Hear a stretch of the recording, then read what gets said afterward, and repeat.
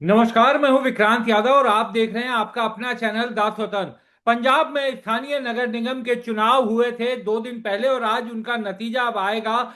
गिनती चल रही है, लेकिन जिस तरीके के नतीजे आ रहे हैं वो ये साफ दिखा रहा है कि आम आदमी पार्टी एकदम क्लीन स्वीप करते हुए नजर आ रही है। दूसरे नंबर पर हालांकि अभी निर्दलीय बने हुए हैं, ये बदल सकता है।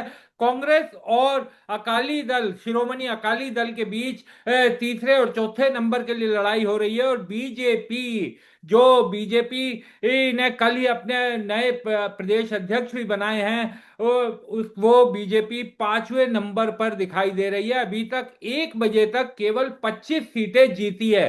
तो ये दिखाता है कि बीजेपी वहां पर अभी शहरी नगर निगम में भी सीटें नहीं जीत पा रही है। किस तरीके से इन चुनाव नतीजों को देखा जाए, क्योंकि राज्य में ये साल विधानसभा चुनाव भी है, बड़ा विधानसभा चुनाव जिसको लेकर सभी पार्टियों के बीच घमासान होना है। उसके ठीक पहले ये स्थानीय नगर निगम के चुनाव आम आदमी पार्टी के लिए एक बड़ी संजीवनी लेकर सामने आए हैं। हमारे साथ बात करने के लिए मौजूद हैं वरिष्ठ पत्रकार सुशील मानव जी। सुशील सर से समझने की कोशिश करेंगे कि इन नतीजों से क्या दिखाई देता है और किस तरीके से बीजेपी के इन नतीजों को देखा जाए, खास तौर से क्योंकि ये कहा जा रहा था बंगाल के बाद कि पंजाब पर बीजेपी अपनी निगाहें लगाई हुई है। सुशील सर नमस्कार, बहुत बहुत स्वागत है दास वतन पर। जी जी, नमस्कार नमस्कार और बहुत बहुत धन्यवाद। मुझे तो स्वतंत्र में मौका दिया आपने, आपसे बात करने का इस विषय पे। सर सर किस तरीके से तो देखा जाए, ये ट्रेंड तो अभी दिखा रहा है। जी सर। जी, अ, जैसे कि आप जानते हैं पंजाब में 8 म्युनिसिपल हाँ कॉरपोरेशंस, हाँ 75 म्युनिसिपल काउंसिल्स हाँ और 20 नगर पंचायतों के चुनाव हाँ। हुए थे। उनकी भी काउंटिंग जारी है। हम्म। तो अभी तक इस इन सब में कुल 1977 हाँ sir, one nine number seven of seven total number of wards, हाँ जिनमें 1085 का हाँ रुझान अब तक है, हाँ। जिसमें आम आदमी पार्टी 520 520, 520। हाँ, आगे चल रही है। और जैसा कि आपने बताया पहले भी कि जो इंडिपेंडेंट्स हैं अभी, तो कांग्रेस इंडिपेंडेंट से कुछ आगे निकल गई है। कांग्रेस इस वक्त 179 पे आगे है। हाँ इंडिपेंडेंट्स जो है वो 176 पे हैं। हाँ अकाली दल 124 पे। और बीजेपी जो कि शहरी पार्टी मानी जाती है, क्योंकि ये हाँ तो सारे इसमें इसमें जो जट सिख बिरादरी के वोट जो हैं वो तो इसमें नहीं है, क्योंकि वो हाँ ग्रामीण हाँ, ज्यादातर वो बिल्कुल ग्रामीण ग्रामीण, वो तो इलाकों पिंडों में में, रहते हैं। गांव में ज्यादा है। हाँ हाँ हाँ। तो शहरी जो वोटर है उसमें तो हिंदू पॉपुलेशन, बहुत बड़ी वो पॉपुलेशन है ना उसमें, हाँ शहरों में तो। बिल्कुल। और माना जा रहा था कि बीजेपी इसमें बहुत अच्छा परफॉर्म करेगी। हम्म। पर बीजेपी तो यहाँ पे अभी तक आउट ऑफ 1085 कुल 43 वार्ड्स में आगे चल रही है। यानी कि तो हालात 1050 सीटें करीब करीब, उसमें से केवल 43 सीटों में अभी जीती नहीं है, केवल आगे चल रही है, आगे और जीती हुई सीटें बिल्कुल दोनों बिल्कुल मिलाकर बिल्कुल। के। जी। अगर अगर अगर आप पिछली बार के इन हम्म। 8, क्योंकि इनमें सब में जो म्युनिसिपल कॉरपोरेशन होती हैं वो बड़ी इंपॉर्टेंट होती हैं, क्योंकि उनका बजट ज्यादा होता है। हाँ उसमें मेयर इलेक्ट होते हैं। तो उसमें अगर आप देखें तो भारतीय जनता पार्टी के पास अबोहर और मोहाली, हम्म वहां पे मेयर जो है भारतीय जनता पार्टी के थे। हम्म अभी अगर हम बात करें तो अबोहर में अ, अभी भाजपा 3 वार्ड में आगे है, बट अभी तक क्योंकि नतीजे आए नहीं है तो अभी हम उसमें उतनी जल्दी हाँ नहीं कह सकते हैं कि वहां क्या होगा। और जहां तक मोहाली का सवाल है तो उसमें भी 50 वार्डों में से अभी जो आज अब की स्थिति है उसमें 8 में आम आदमी पार्टी जीती है, एक में कांग्रेस और एक में आजाद उम्मीदवार। बाकी गिनती जारी है। अभी तक मोहाली में हाँ। बीजेपी की खाता नहीं खुला है। खाता नहीं खुला। हम्म। हाँ जी हाँ जी। तो सर तो इसको ये किस स्थिति तरीके है। से देखा जाए, इन नतीजों को अगर मोटा मोटा देखा जाए, क्योंकि ये तो पूरी तरीके से जैसा आपने कहा कि शहरी सीटें होती है और यहाँ पर हिंदू आबादी ज्यादा होती है जिस पर बीजेपी बैंक कर रही है। तो पहले सर आम आदमी पार्टी का इस पर प्रदर्शन, उस पर बात करते हैं, उसके बाद बीजेपी और बाकी पार्टियों का करते हैं। किस तरीके से आम देखिए, आदमी पार्टी के प्रदर्शन को देखा जाए?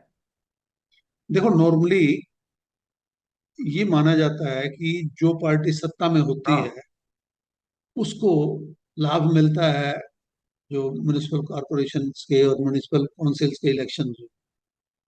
मगर अगर हम नतीजे देखते हैं तो ये ठीक है कि आम आदमी पार्टी पहले नंबर पे चल रही है, पर अगर कुल मिला के आधे से भी कम पे है। हम्म। अगर 1085 सीटों में वो 520 पे है तो आधे से कम पे है। और बाकी कांग्रेस भी 179 पे आगे है, इवन अकाली दल भी 124 पे आगे है। उस हिसाब से देखा जाए तो भारतीय जनता पार्टी, क्योंकि वो शहरों की पार्टी मानी जाती है, हाँ। और ये सही है कि पीछे लोकसभा चुनाव में भारतीय जनता पार्टी कोई भी सीट नहीं जीत पाई। हाँ। मगर अगर उनके वोट शेयर को देखा जाए तो हाँ। 2019 में वो 9 पॉइंट कुछ प्रतिशत शेयर था, जो कि बढ़ के 18.56% इनका हम्म। 2024 में शेयर डबल से कुछ ज्यादा हुआ था। हाँ। डबल कम से कम हो गया था। हाँ। तो उसको देखते हुए ये माना जा रहा था कि अब जो 2027 में अ, विधानसभा चुनाव होंगे तो बीजेपी बड़ा अच्छा प्रदर्शन कर सकती है। मगर जब ये नतीजे देखते हैं तो इसको देख के ये लग रहा है कि हालात शायद उतने अच्छे नहीं रहे। और अभी कल ही आपको ध्यान है कि पार्टी ने नए अपना अध्यक्ष बनाए हैं। प्रदेश अध्यक्ष भी बदला था। हाँ। तो उस हिसाब से देखा जाए तो हाँ, जहां तक आम आदमी पार्टी की बात है तो आम आदमी पार्टी के लिए ये एक, मुझे लगता है कि काफी संतोषजनक स्थिति है। क्योंकि आमतौर पे जब सरकार अपने इलेक्शन ईयर में होती है हम्म। अ, तो एंटी इनकम्बेंसी भी काफी हावी होती है। और अब क्योंकि फरवरी के आसपास इलेक्शन है तो एक हाँ। साल भी पूरा नहीं बचा, अब तो कुछ बिल्कुल। महीने ही बचे। बिल्कुल। और उस स्थिति में अगर ये आम आदमी पार्टी अच्छा प्रदर्शन कर रही है तो आम आदमी पार्टी, मुझे लगता है कि विधानसभा चुनाव में भी उसको उम्मीद की जा सकती है कि वो अच्छी फाइट दे सकती है और वो सत्ता के लिए फिर दोबारा से हम्म। कोशिश कर सकती है। हम्म। जी। सर और जहाँ कांग्रेस, तक कांग्रेस क्योंकि ये कहा जा रहा है कि इस बार का जो मेन मुकाबला होगा वो कांग्रेस और आम आदमी पार्टी के बीच में होगा। बीजेपी हालांकि कोशिश कर रही है सर, लेकिन बीजेपी की अभी पंजाब में वो राजनीतिक की स्थिति नहीं है जो कांग्रेस की है। कांग्रेस मजबूत और कैडर वाली पार्टी है वहां पर। लेकिन सर अगर हम केवल एक उदाहरण लें, गिदड़बाहा जो राजा वड़िंग का इलाका है, वहां पर सर अभी तक 19 में से 17 वार्डों में आम आदमी पार्टी जीत चुकी है। 19 में से 17 वार्ड में। तो प्रदेश हम्म, अध्यक्ष के यहाँ पर अगर ये स्थिति है, तो कांग्रेस के लिए भी सर है तो खतरे की घंटी है। देखो, पंजाब के बारे में अक्सर ये कहा जाता है कि पंजाब के लोग आमतौर पे जो दिल्ली में जो सत्तासीन पार्टी होती है हम्म। उसके विरोध में चलती है। हाँ। हाँ, ये इवन आजादी से पहले भी वो हाँ। दिल्ली दरबार के थोड़ा खिलाफ ही खिलाफ रहते चलने में थे। विश्वास हाँ। रखते थे। हाँ। और अगर अभी की आप देखें हाँ। तो देश के इतिहास में पहली बार एक सिख को कांग्रेस ने प्रधानमंत्री बनाया था। हाँ। मगर जितना समय हाँ। सरदार मनमोहन सिंह प्रधानमंत्री रहे, पंजाब में कांग्रेस की सत्ता नहीं रही। कभी नहीं। हाँ। पंजाब में अकाली दल बिल्कुल। की सत्ता रही। बिल्कुल। और जब जब बीजेपी प्लस श्रोमणी अकाली दल सत्ता में आई, क्योंकि ये दोनों मिलके आए थे ना जब, हाँ। बिल्कुल। है ना, जब ऊपर ऊपर जो बीजेपी के साथ ये सहयोगी पार्टी थी ना, हाँ, श्रोमणी शिरोमणि अकाली अकाली दल, दल ये एनडीए तो का उन्होंने हिस्सा थी। 2021 हाँ। 2021 में हटी ना। अलग हुए। तो अमरिंदर सिंह हाँ। सत्ता में आ गए। तो ये हमेशा से माना जाता है कि जो पंजाब के लोग हैं वो दिल्ली दरबार के साथ उनका मेल उतना अच्छा नहीं बैठता है। और खास तौर पे जो ये मौजूदा बीजेपी सरकार है नरेंद्र मोदी की, वो तो लोग सब देख चुके हैं। क्योंकि हाँ। पहली बार भारत के इतिहास में शायद ऐसा हुआ होगा कि इतनी बड़ी संख्या में हम्म। किसान हम्म। दिल्ली के बॉर्डर पे जाके 1 साल से अधिक समय धरने पे बैठे और अपनी जिद को मनवा के वापस आए। हाँ। जो 3 कानून थे बिजली कानून। एग्रीकल्चर के जिसका को विरोध था, तीनों को वापस करवाया और उसके बाद वापस छोड़े। तो बीजेपी के लिए देखिए ये बहुत बड़ी चुनौती तो है इस मायने में, क्योंकि अ, यहाँ के जो लोगों में आम एक ये चीज खून में है कि दिल्ली में जो सत्ता है उसका विरोध करते हैं ये। बिल्कुल सही बात की सर। एक और चीज बताइए कि बीजेपी ने अपना प्रदेश अध्यक्ष इस बार सिख को बनाया, हालांकि वो भी पूर्व कांग्रेसी हैं, पूर्व कांग्रेस विधायक हैं, लेकिन ढिल्लो साहब, लेकिन बीजेपी का कोर वोटर हिंदू, वो अभी तक हिंदू राजनीति करती थी वहां पर। क्या ये सामंजस्य क्या किस तरीके से बैठेगा? क्या केवल प्रदेश अध्यक्ष जट सिख बनाने से बीजेपी को वो मान्यता मिल सकती है क्या पंजाब में? देखो, अगर आपने आज का एक समाचार छपा है टाइम्स ऑफ इंडिया में, हाँ। अगर आपने देखा हो, नहीं तो मैं आपको पढ़ के सुनाता हूँ। जी। ये जो केवल सिंह ढिल्लों है, हाँ। ये उसी वक्त इन्होंने कांग्रेस छोड़ी थी जब हाँ। सरदार अमरिंदर सिंह ने हाँ। छोड़ी थी। हम्म। ऐसा माना जा रहा था कि शायद सरदार अमरिंदर सिंह के हाँ। कहने पे इनको लेकिन वो तो साफ मना कर किया रहे गया। हैं। हाँ। वो वो ये कह रहे हैं कि my advice wasn't taken captain हाँ। On Dhillon selection. और वो साथ के साथ वो ये भी कह रही है हम्म।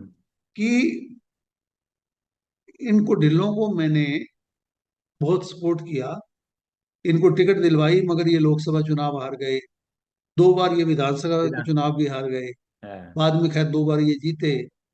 मगर जिस तरह की बीजेपी, कहते हैं ये ठीक है कि मैंने इसको काफी सपोर्ट किया है, पर जिस तरह की बीजेपी इससे उम्मीद कर रही है हाँ। उस लायक ये नहीं है। हाँ। बिल्कुल। बल्कि उन्होंने ये कहा कि मैं पिछले 60 साल से राजनीति में हूँ, हाँ। 9.5 साल मैं मुख्यमंत्री रहा, 12 साल मैं पीसीसी अध्यक्ष रहा, और मुझे इस लायक भी नहीं समझा गया कि मेरे से राय तो कर लेते। मैंने ये थोड़ा कहना था कि इसको बनाओ या उसको नहीं बनाओ, मगर मैं राय तो सही दे सकता था। हाँ। तो एक मायने में सरदार अमरिंदर सिंह ने तो हवा निकाल दी है बीजेपी के पहले ही दिन, हाँ। जो उन्होंने प्रदेश अध्यक्ष बनाया। और रही बात जो आपने सवाल पूछा था कि बीजेपी का कोर जो वोट बैंक है वो तो हिंदू है, तो इसको क्यों बनाया। देखिए, बीजेपी हमेशा हर स्टेट में पोलराइजेशन तो करती है, कास्ट हम्म। पोलराइजेशन तो करती है, हम्म। और वो कैलकुलेशंस होती हैं उसकी कि किन किन कास्ट को हम एक साथ लाए तो उससे हमारी बात। मगर वो बड़ा सटल वे में होता है, वो इस तरह से यूं कहें कि शरेआम नहीं होता, हम्म। है ना। तो उसके लिए इनके लिए जरूरी था कि क्योंकि पंजाब में जो भी पॉलिटिकल पार्टी इलेक्शन लड़ती आमतौर पे वो सिख चेहरा को सामने लेके आती हाँ। है ना। तो उस हिसाब से ये भी एक सिख चेहरे को ले। अगर आप देखेंगे तो पंजाब में अब तक जितने मुख्यमंत्री हुए हैं हम्म। उनमें 2 अपवाद हैं, ज्ञानी जैल सिंह जो कि हाँ। बैकवर्ड क्लास से संबंध रखते थे, हम्म। और आपके चरणजीत सिंह चन्नी जो कि दलित समुदाय से। बिल्कुल बिल्कुल। बाकी जितने भी हुए हैं सभी सभी के सभी जट सिख हुए हैं। जट सिख हुए। हाँ जी। आप चाहे अभी सब पीछे से शुरू करें तो भगवंत सिंह मान, हाँ। सरदार अमरिंदर सिंह, प्रकाश सिंह बादल, सुरजीत सिंह बरनाला, हम्म। बेअंत सिंह, है ना, बिल्कुल सही बात। और सरदार कैरों। तो प्रताप सिंह कह रहा हूँ। जितने भी मुख्यमंत्री हुए हैं हम्म। वो सारे जट सिख हुए हैं, तो उस मायने में उन्होंने एक जट सिख फेस दिया है, ताकि उससे ये नहीं लगे कि बीजेपी जो है बिल्कुल हिंदू वर्सेस मुस्लिम का, हिंदू वर्सेस सिख का कार्ड यहाँ पे खेल रही है। हम्म। मगर इसमें कोई संदेह नहीं है कि बीजेपी का जो टारगेट वोट बैंक है वो एक तो रहेगा हिंदू हम्म। वोट बैंक, और दूसरा क्योंकि वहां पे दलित बड़ी संख्या में है, हम्म। उसको टारगेट करेंगे। और हम्म। नॉन जाट सिख जितने और भी सिख है ना जी वहां पे, तो वहां हम्म। पे ओबीसी सिख्स भी हैं, सैनीज भी हैं, जी। है ना, दलित भी है, तो उनको टारगेट करेंगे, ये तो उनका ये हाँ। टारगेट रहेगा। हाँ। तो सर लेकिन एक चीज बताइए, आप हरियाणा की भी राजनीति क्योंकि करीब से देखते हैं, नायब सिंह सैनी बड़े सक्रिय हैं सर। वो जब भी पंजाब की सीमा से घुसते हैं, पगड़ी एकदम लगी होती है आजकल, और कहा जा रहा है कि पंजाब में बीजेपी का प्रचार करने की कमान उनके हाथ में। दूसरा सर, हम्म। हरियाणा में जब बीजेपी ने अपनी पैठ बनाई और बीजेपी जो मजबूत हुई, हरियाणा की राजनीति भी sir purely Jat versus non Jat थी। तो वहां पर बीजेपी ने नॉन जाट राजनीति शुरू की, जिसके बाद उसने उस राजनीति को पलटा जो वहां की परंपरागत राजनीति थी। पंजाब में हालांकि ये कर पाना बीजेपी के लिए लगभग नामुमकिन है, क्योंकि पंजाब में ये माना जाता है कि वहां सिख ही सीएम बनेगा। और पंजाब के लोग इस बात को लेकर बड़े पॉजिटिव भी हैं और इमोशनल भी हैं।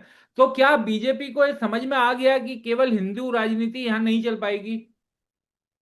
हालांकि आप ये बात कह रहे हैं तो जो सरदार अमरिंदर सिंह ने, कैप्टन अमरिंदर सिंह ने जो अन्य जो बातें कही, उनके अलावा एक बात ये भी कही है हाँ। कि ये जट सिख वाला क्या इशू है, हाँ। कास्ट पॉलिटिक्स से हम कब बाहर निकलेंगे, हाँ। ये कहा है। हम्म। और ये कहा है कि जट सिख हो, गैर जट सिख हो, सैनी हो हाँ। या हिंदू हो, उसे क्या फर्क पड़ता है।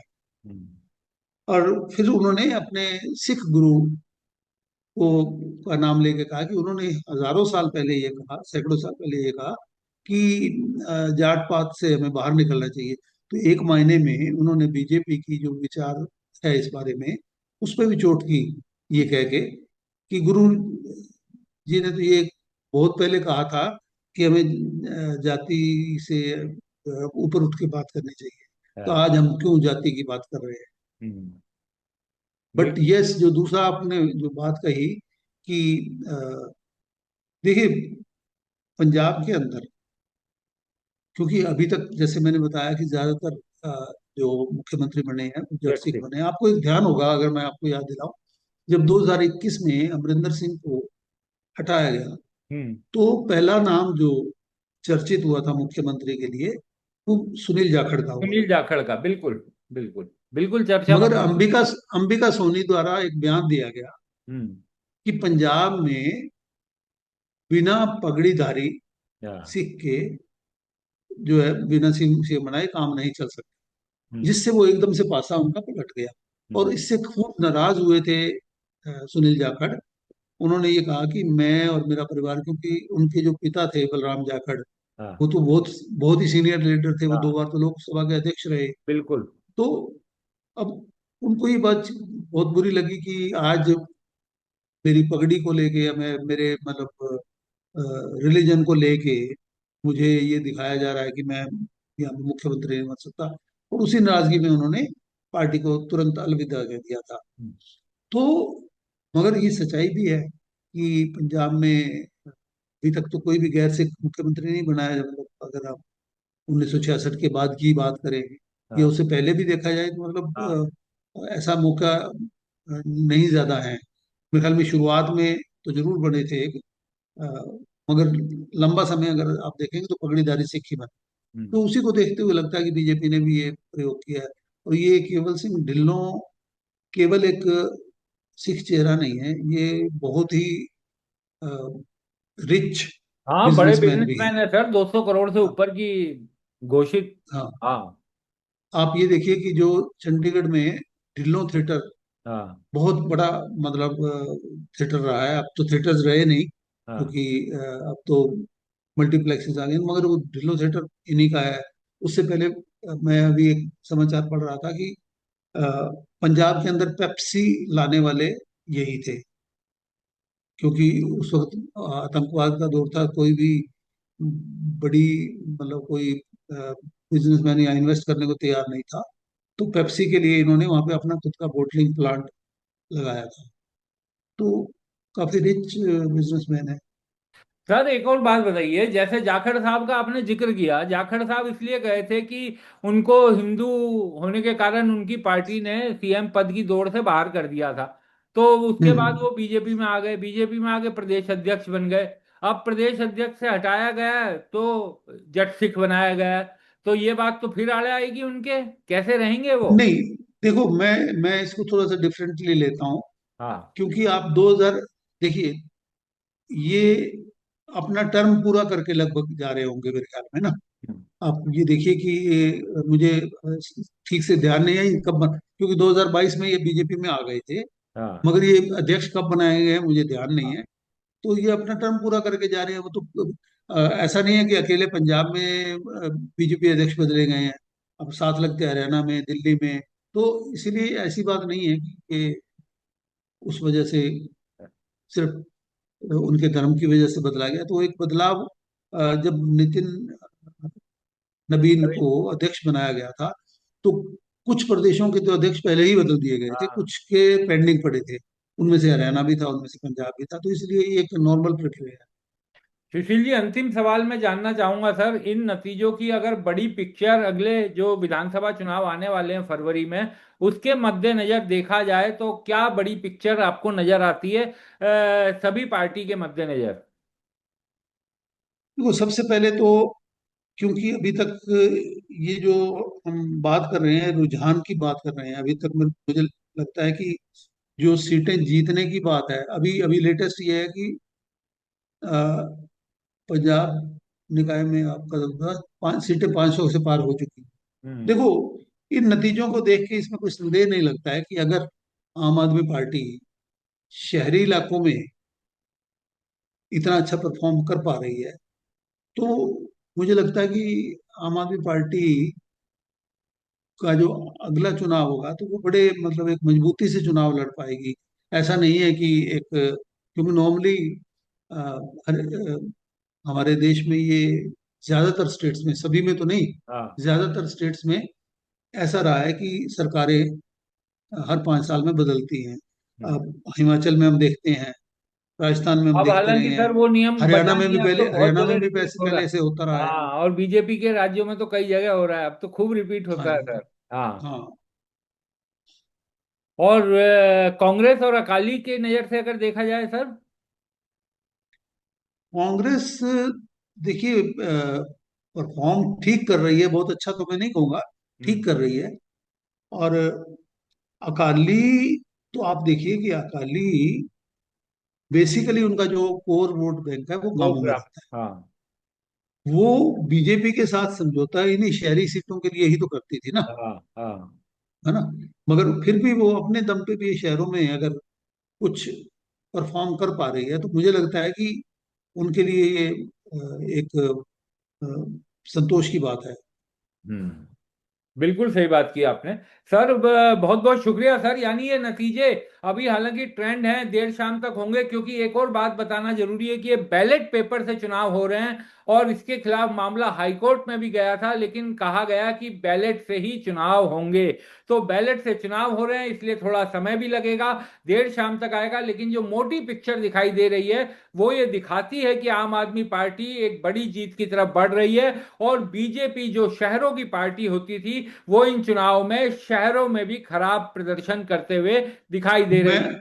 जी मैं जी थोड़ा सर। सा हाँ थोड़ा सा ऐड करूंगा जी कि सर ये बिल्कुल। मामला मामला सिर्फ हाई कोर्ट तक नहीं गया था, हाई कोर्ट के बाद ये मामला सुप्रीम कोर्ट में भी गया हाँ था। हाँ बिल्कुल। सुप्रीम कोर्ट में इसमें बड़ा ब्रीफ ब्रीफ सा ऑर्डर करके उन्होंने इसको रिजेक्ट किया था, मगर हाई कोर्ट ने बड़ा डिटेल्ड ऑर्डर हाँ दिया था इसके अंदर, है ना। जी। और उससे पहले, हाँ हाई कोर्ट में जाने से पहले, इसमें स्टेट गवर्नमेंट का हो या स्टेट इलेक्शन कमीशन का हाँ हो, स्टेट इलेक्शन कमीशन और इलेक्शन कमीशन ऑफ इंडिया के बीच में हाँ बहुत बड़ी तकरार चली थी। हाँ। क्योंकि होता इलेक्शन क्या है कमीशन ऑफ कि जो इंडिया चाहता था जो बैलेट से ना हो। हाँ जी, क्योंकि जो ईवीएम्स होती हैं वो तो इलेक्शन कमीशन ऑफ इंडिया के अधिकार क्षेत्र में होती हैं, हाँ और हर स्टेट के अंदर ईवीएम तो पड़ी होती हैं। हाँ अब इन्होंने डिमांड की थी कि हमें ईवीएम जारी की जाए, तो इनको उम्मीद थी कि हमें पंजाब के किसी डिस्ट्रिक्ट में से उठा के, जिन जिन जिलों में है तो वहीं से उठा के दे दी जाएंगी। हाँ मगर उन्होंने ये कहा कि नहीं, हम ईवीएम आपको राजस्थान से भिजवा रहे हैं। हाँ। अच्छा। जो इलेक्शन कमीशन ने ये कहा कि हम आपको जो ईवीएम्स है राजस्थान से भिजवा रहे हैं, और रास्ते में है, जल्दी पहुंच जाएंगे। तब इन्होंने कहा कि अब तो हमारे नॉमिनेशन हो गए, ये सब कुछ हो रहा है, आप कब भेजोगे, तब तक इससे हम अच्छा बैलेट से करेंगे। फिर उन्होंने कहा नहीं, हाँ हमारी वहां से चल चुकी हैं, आपको पहुंच जाएंगी इलेक्शन से पहले। हाँ इन्होंने कहा इसे इलेक्शन से पहले से मतलब नहीं है ना, कि हम नॉमिनेशन हो रहे हैं, कैंपेन हो रही है, तो उसके पश्चात कुछ पिटिशंस डाली गई थी हाई कोर्ट के अंदर, जिसमें ये कहा गया था कि ये बैलेट से ना करवा के, क्योंकि बैलेट से करवाना एक रिग्रेसिव स्टेप हाँ। है, कि जब आप एक बार खुद पहले उस पे आ चुके हो हाँ। ईवीएम्स पे, अब वापस आप बैलेट पे कैसे जा सकते हो। तो हाई कोर्ट ने बड़ा डिटेल्ड फैसला दिया था। वो बड़ा इंटरेस्टिंग था, क्योंकि मैंने उसको रिपोर्ट किया था गवर्नमेंट के लिए। जी। तो एक तो सबसे पहली बात जो है, स्टेट की तरफ से ये कहा गया था कि हमें तो इन्होंने, हमारे मांगने के बावजूद उन्होंने हमें ईवीएम नहीं दी, जबकि ईवीएम तो पड़ी थी। हम्म। जबकि इलेक्शन कमीशन ऑफ इंडिया की तरफ से जो एफिडेविट दिया गया, उसमें ये कहा गया था ईवीएम तो वहां भी थी, और हाँ। हमने राजस्थान से भी भिजवा दी थी। हाँ। अब राजस्थान से जो ईवीएम आई थी वो अलग मॉडल की थी, जो यहाँ होती हैं वो अलग मॉडल की थी। अच्छा। तो हाँ, ये एफिडेविट के अंदर लिखा हुआ है। हाँ। तो वो एक मेक था, ये ये मॉडल 2 था जो हाँ। पड़ी हुई थी, वो ये जो आई थी वो 3 था। हाँ। तो ये सारी उनके एफिडेविट की बात जी। बात बता रहा हूँ। जी। उसके पश्चात जो कोर्ट ने जजमेंट दिया, उन्होंने ये कहा कि ये ठीक है कि अ, वापस बैलेट पे जाना एक रिग्रेसिव स्टेप माना जाएगा, मगर उन्होंने ये कहा कि अगर हम अ, जो एक्ट को पढ़ते हैं, तो बैलेट पेपर को समाप्त नहीं किया गया, हम्म। उसको खत्म नहीं किया गया है, उसको एक ऑल्टरनेटिव मींस के तौर पे रखा गया है जरूरत पड़ने पे। अगर कहीं पे कोई इलिटरेट मतदाता होते हैं कहीं पे, तो हाँ। उसके लिए रखा गया है। तो इसीलिए अब, क्योंकि उन्होंने शुरुआत कर ली है, और अब ये, क्योंकि जिस दिन सुप्रीम कोर्ट ने फैसला दिया है उससे अगले दिन पोलिंग, हम्म। और हाई कोर्ट का फैसला मेरे ख्याल में कुछ और 2 दिन पहले आया था। जी। 22 तारीख को शायद हाई कोर्ट का आया था, हाँ। ऐसा था कुछ। तो हाई कोर्ट ने आगे ये भी कहा कि अब इतना समय नहीं बचा है कि इसको बदलाव किया जाए, और हम इलेक्शन प्रोसेस को किसी भी कीमत पे रोकना नहीं चाहेंगे। हाँ। ये कह के उन्होंने अलाउ किया, और सुप्रीम कोर्ट ने तुरंत उसको, उन्होंने बड़े छोटे से ऑर्डर, ब्रीफ ऑर्डर में उसको रिजेक्ट कर दिया था, हाईकोर्ट के ऑर्डर को उन्होंने सही हाँ। मानते हुए। हाँ, तो बिल्कुल बड़ी इंटरेस्टिंग कहानी सुशील सर ने बताई, जो बैलेट और ईवीएम के बीच में भी चली जंग। और जी लेकिन जी ये जो जीत मिलेगी निकाय चुनाव में, निश्चित तौर पर आम आदमी पार्टी के लिए एक बड़े ऑक्सीजन की काम करेगी, क्योंकि उसकी सरकार को लेकर बीजेपी हमलावर है, विपक्ष हमलावर है। और बीजेपी ये कह रही थी लगातार कि बंगाल के बाद अब पंजाब की बारी है। तो बहुत बहुत शुक्रिया सर, आप हमारे साथ जुड़े, चर्चा में शामिल हुए, जी। बहुत बहुत शुक्रिया। धन्यवाद, बहुत बहुत धन्यवाद।